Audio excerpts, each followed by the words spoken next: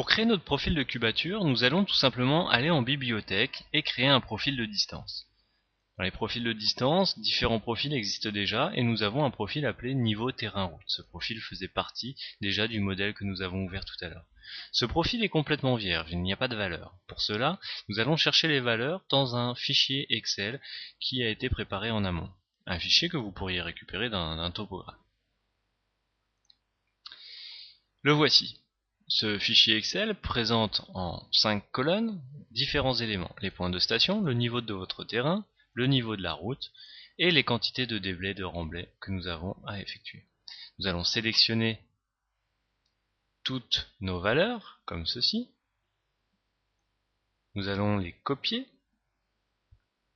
Puis nous allons retourner sous Tilos pour importer ces données. Nous allons cliquer sur importer du presse-papier, comme ceci, et nous allons liaisonner les colonnes avec les champs Tilos.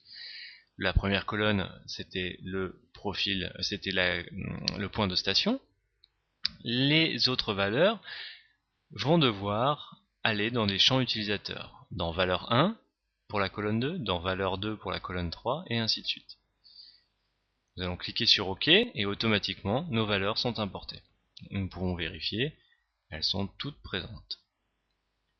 Notre profil est créé. Nous allons cliquer sur OK. Et maintenant, nous allons pouvoir aller dans la vue qui nous intéresse.